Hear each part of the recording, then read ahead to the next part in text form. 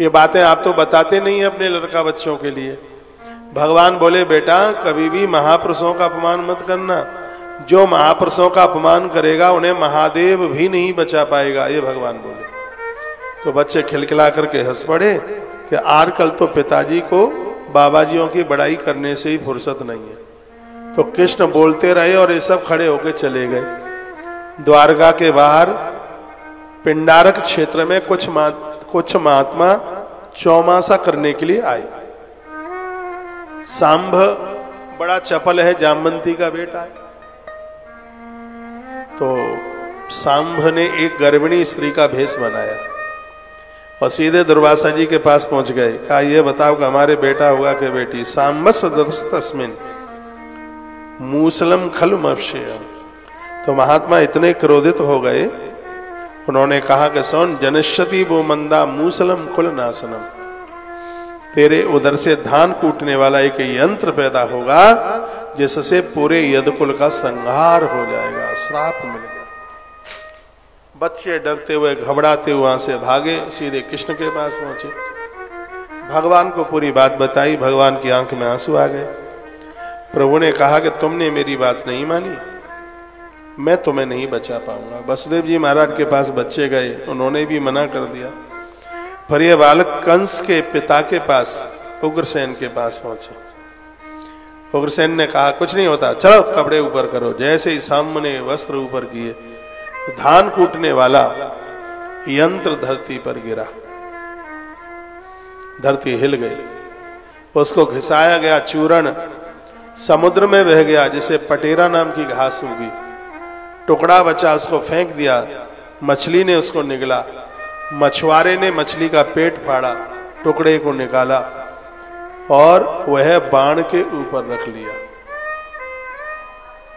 ये वही बाण है जो भगवान गोविंद के चरण में आघात कर गया था। अभी आगे आप सुनेंगे। ये कथा आगे आज देवताओं ने भगवान की स्तुति करी। कहा प्रभु 125 साल पूरे हो गए हैं, अब आप अपने धाम के लिए पधारिए, अपने धाम के लिए आइए। भगवान ने कहा थोड़ी सी मेरी लीला बची है। मेरे वंशधरों को घमंड हो गया है मेरे आने का। चटका मेरे आने का घमंड हो गया है, तो बस इनका उद्धार कल्याण कराते हुए और फिर मैं आता हूं। ऐसे कृष्ण हैं जिन्होंने अपराध को स्वीकार नहीं किया, अपने कुनबे को भी नष्ट कर दिया। कृष्ण को समझ लेना तो कन्हैया की कृपा है। अन्याय और अपराध को कभी स्वीकार नहीं किया गोविंद ने, कृष्ण ने।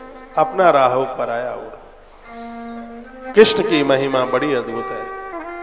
भगवान कृष्ण ने कहा कि बस अब मैं शीघ्र ही आऊंगा।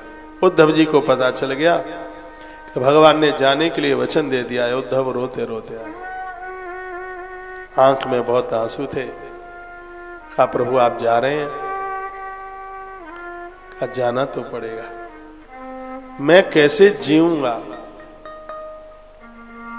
आपके बिना भगवान, मैं नहीं रह सकता। उस समय भगवान ने अवधूत दत्तात्रेय जी के 24 गुरुओं की कथा सुनाई। दुनिया में यदि कोई नहीं रहे, यदि इस जगत में गुरु हमारे साथ है, हमारा बाल बांका नहीं हो सकता, हम पूरा जीवन ठीक से जी लेंगे। ये वर्णन है इस ग्रंथ में।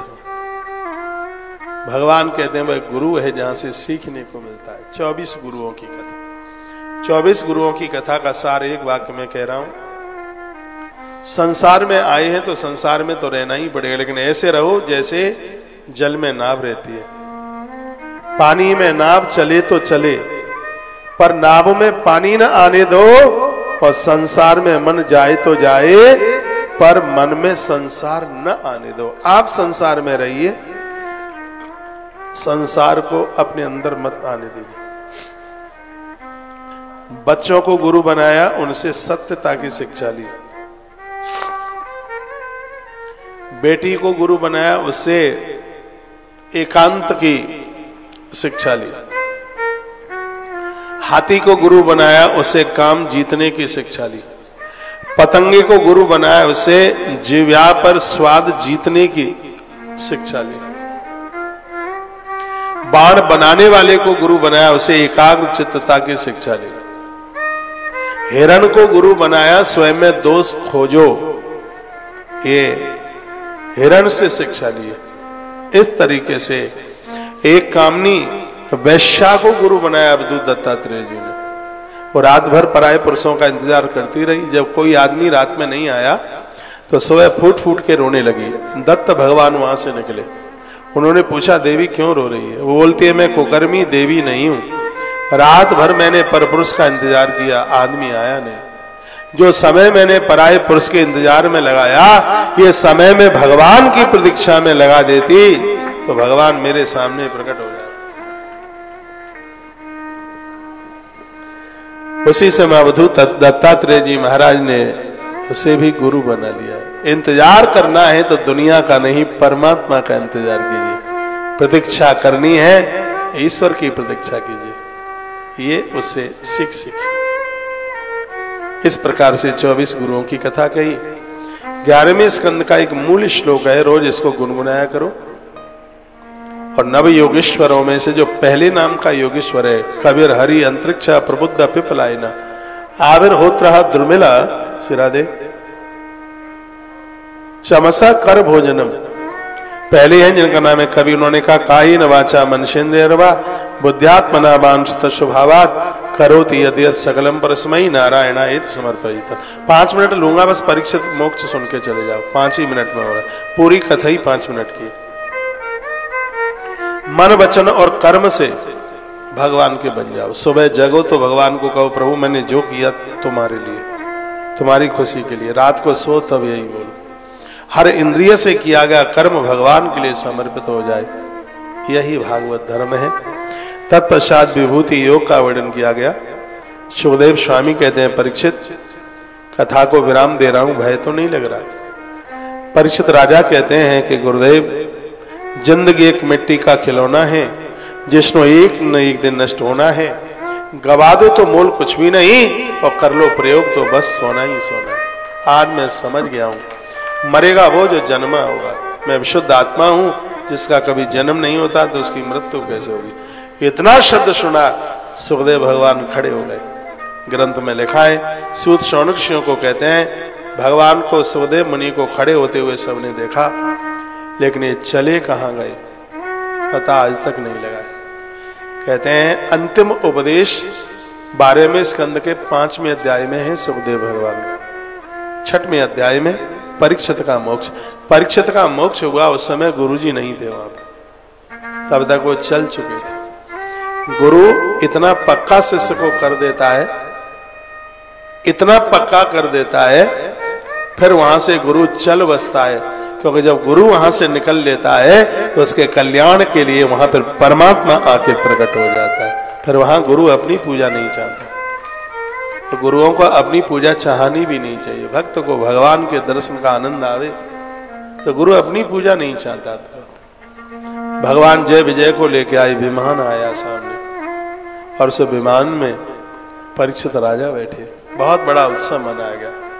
कहते हैं कि धरती पर जो रूखड़ थे, जिन पर कभी फूल पत्तियां नहीं आई, आज परीक्षित के कल्याण में, उद्धार के समय पर वो सब हरे भरे हो गए। जय विजय ने घंटा घड़ियाल बजाए, देवश्री नारद जी शंखत ध्वनि कर रहे थे, झालरें बज रही थी, और स्वयं ठाकुर जी आए विमान लेके, उसमें बैठ करके परीक्षित राजा भगवान के धाम के लिए चले गए। यही परीक्षित मोक्ष की कथा जो जीव का कल्याण करती है।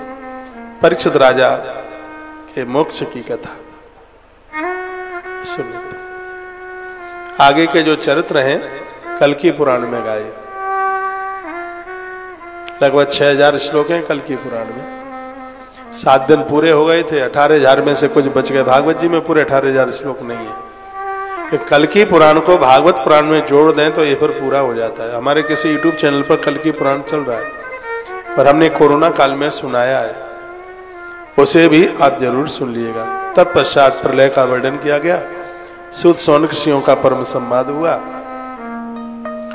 वेद की शाखाओं का वर्णन किया गया है, और उसके तत्पश्चात श्रीमद् भागवत जी की संक्षिप्त सूची का वर्णन किया।